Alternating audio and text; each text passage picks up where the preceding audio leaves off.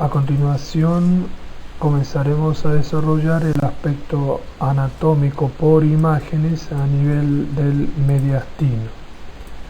Recordemos que en el mediastino existen ciertas características como es la presencia del contraste natural determinado por el contenido graso y el contraste que se produce entre la baja densidad del mismo y la alta densidad de las estructuras vasculares.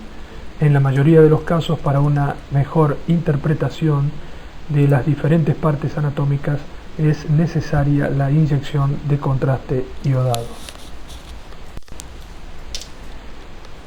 En forma práctica, creemos que la división en anterior, medio y posterior es la manera más sencilla de poder analizar la división del mediastino por imágenes. De esta manera es posible observar en cada región, en cada sector de la división mediastinal anterior, media y posterior, las estructuras anatómicas que normalmente se encuentran en estos espacios, para poder deducir a partir de las mismas las entidades patológicas que puedan presentarse. En esta imagen podemos observar el contenido de cada uno de estos compartimentos mediastinales que ayudan al diagnóstico tanto anatómico como patológico. Así vemos que el mediastino anterior contiene al esternón, al pericardio anterior, a parte de la aorta y de los vasos braquicefálicos, incluye parte del opérculo torácico y al sector anterior del diafragma. El mediastino medio, en cambio, contiene a todo el pericardio, al pericardio y la pared traqueal, al opérculo torácico en mayor medida y a gran parte del diafragma. Mientras que el compartimento posterior abarca a la tráquea, a la parte posterior del pericardio, a la columna vertebral, al opérculo torácico en su porción posterior, al esófago y a la parte posterior del diafragma. Esta división la pueden encontrar en este artículo que está citado de Radiographics del 2007 y les puede ayudar al reconocimiento de las estructuras anatómicas mediastinales. Los objetivos de esta presentación serán recordar la anatomía normal del mediastino, el valor de las modalidades diagnósticas actuales y el reconocimiento de las líneas mediastinales. En primer lugar, debemos saber cómo realizar el estudio tomográfico para el análisis del mediastino. Y es importante tener en cuenta en un primer momento que al realizar el estudio tomográfico debe abarcarse la parte inferior del cuello, de manera que podamos observar en su totalidad al opérculo torácico y sobre todo al espacio supraclavicular, que es asiento frecuente de adenopatías. En el opérculo torácico comenzaremos a reconocer las estructuras vasculares, como vemos en esta imagen, a ambos lados de la columna aérea que se encuentra en la línea media y que corresponde a la tráquea. Estas estructuras vasculares corresponden a la división del tronco arterial brachiocefálico del lado derecho en carótida primitiva y subclavia, y a las dos arterias homólogas del lado izquierdo, visualizadas con inyección de contraste. La evaluación de la parte alta del tórax o inferior del cuello permite reconocer estructuras que se proyectan hacia el mediastino, pero que provienen del cuello, como en este caso de un bocio nodular múltiple y extenso, en el que podemos observar, sobre todo en las imágenes inferiores, cómo el importante aumento de tamaño glandular hace que se proyecte en el mediastino superior.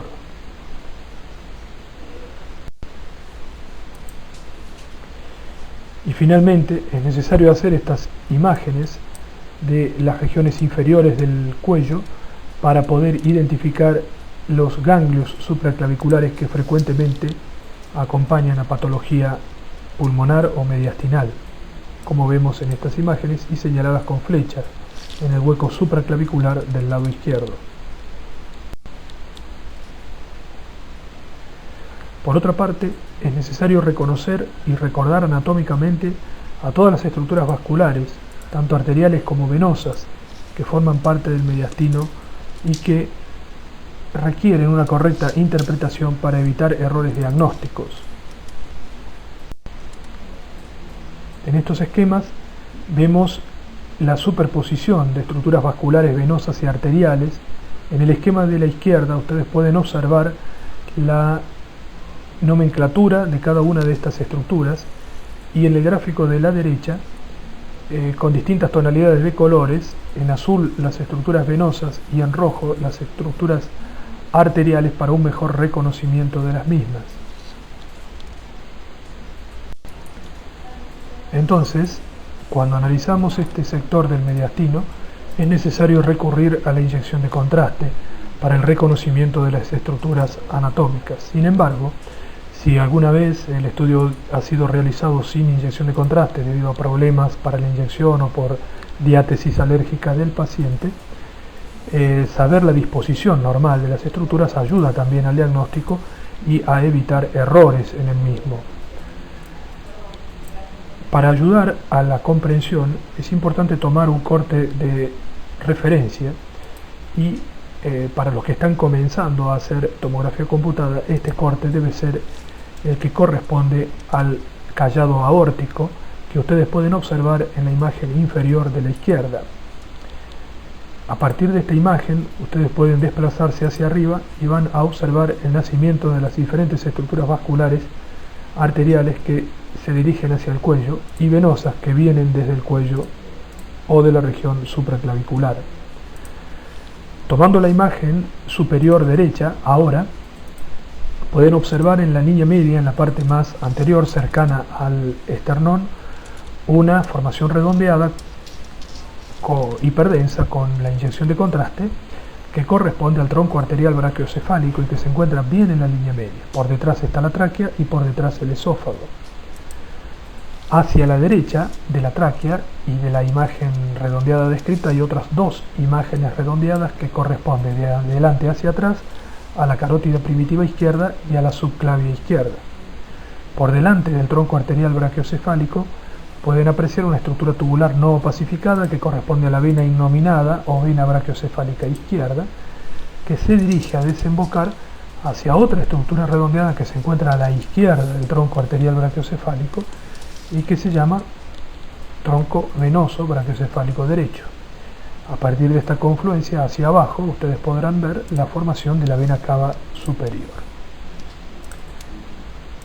Con esta manera sencilla podemos acordarnos y usar como mnemotecnia a algunas de estas estructuras para el reconocimiento anatómico normal.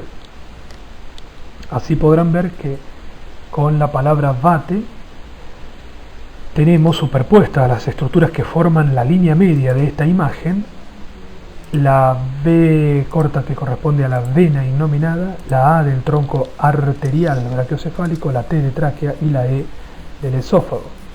A partir de esa línea media y reconociendo estas cuatro estructuras, hacia la izquierda de la imagen verán el tronco venoso brachiocefálico derecho y hacia la derecha la carótida primitiva y la arteria subclavia izquierdas.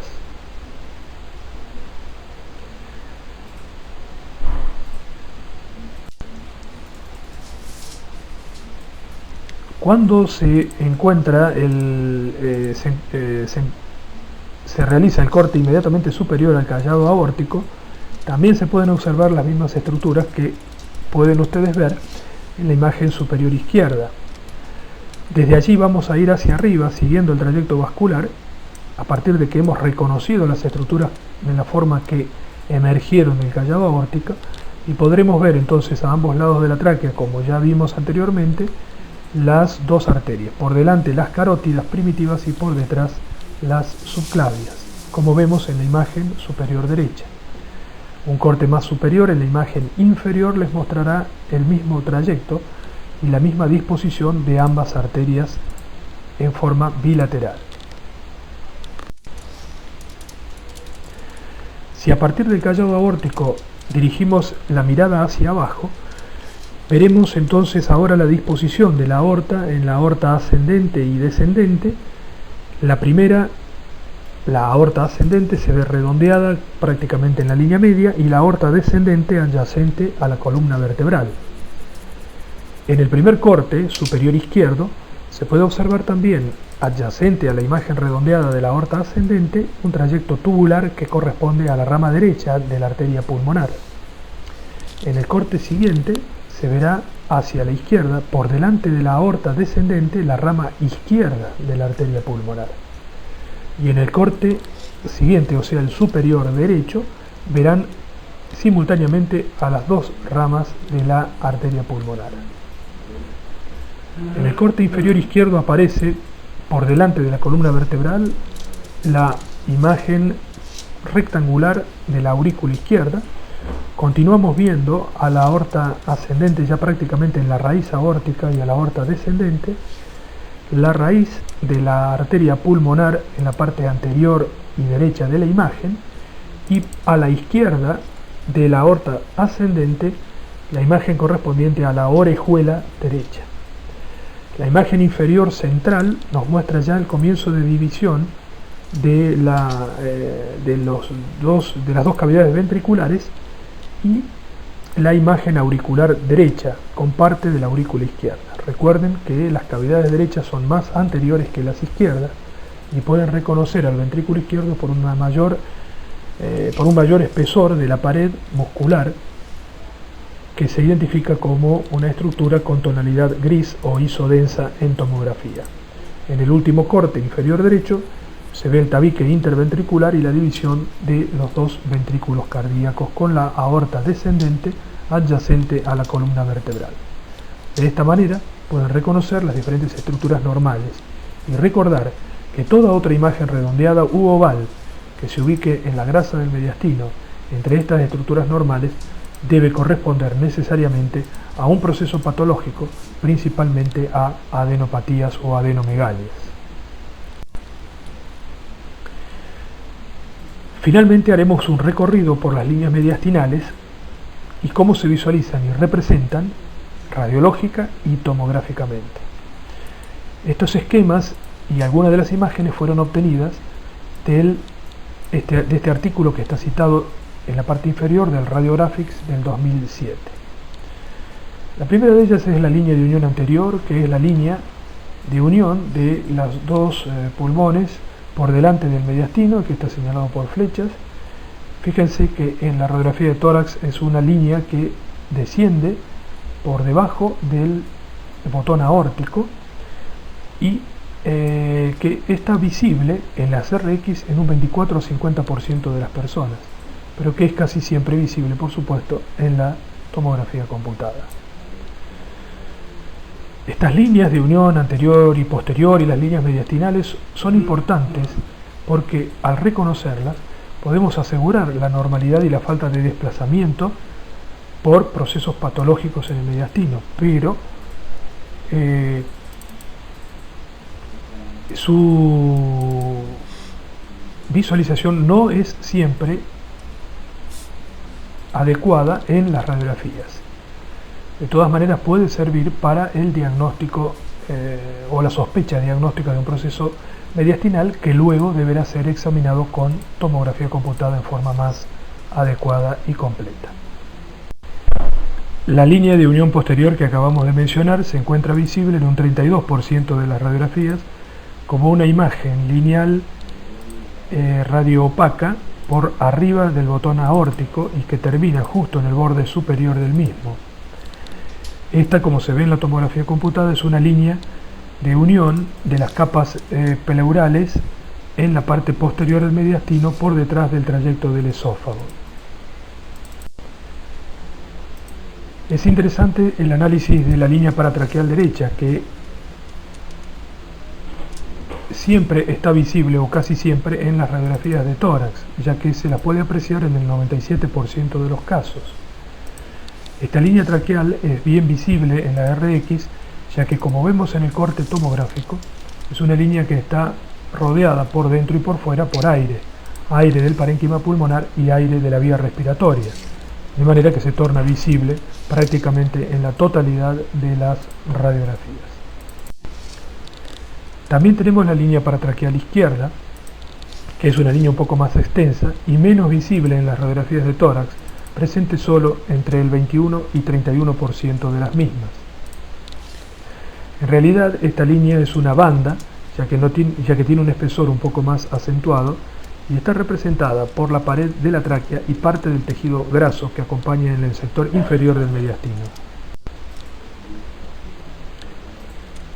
Otra línea o banda interesante es la banda aortopulmonar, que es la interfase entre la parte anterior izquierda del pulmón y el borde de la aorta y la arteria pulmonar, también magnificada por el tejido graso del mediastino anterior y superior. Es una banda muy poco visible en las radiografías de tórax, pero que puede visualizarse en algunos casos, como se ve en la imagen inferior izquierda, que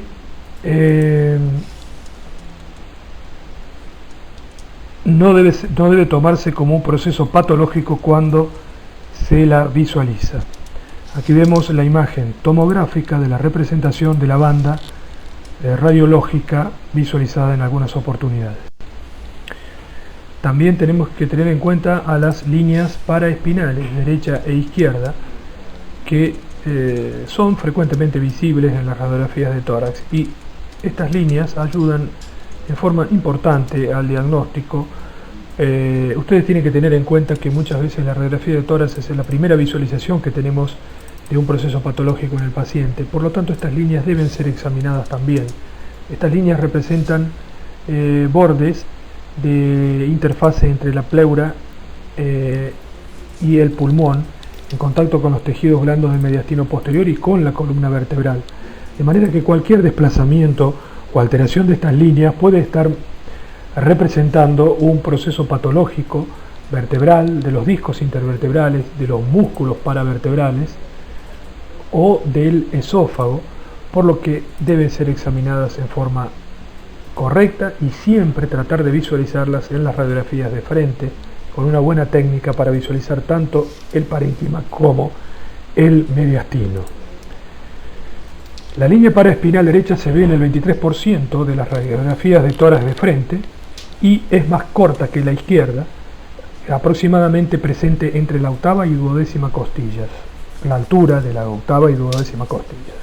Mientras que la línea paraespinal izquierda, que es más larga, tiene está distribuida entre el borde inferior del botón aórtico y el diafragma y se observa en el 41% de las radiografías de tórax de frente.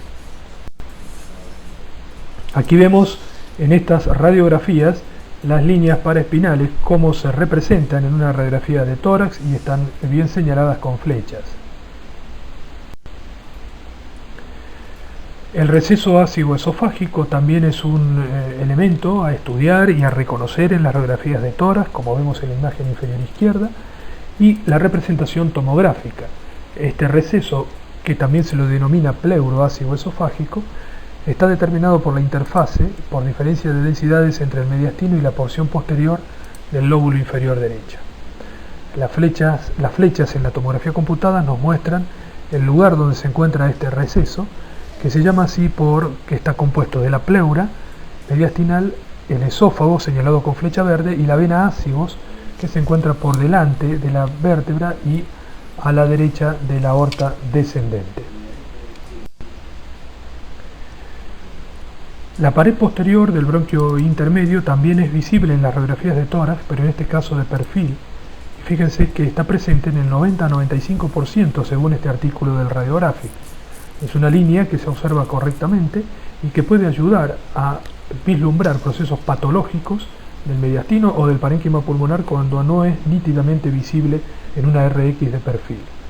En la imagen tomográfica que vemos aquí está representada el borde posterior del bronquio intermedio, y al igual que la línea paratraqueal derecha, es una imagen que puede ser visualizada perfectamente en la radiografía debido a que se corresponde con una banda o una pared que está rodeada de aire del pulmón en la parte posterior, del receso pleuroácido esofágico y aire de la vía aérea, por supuesto. Muchas gracias por la atención.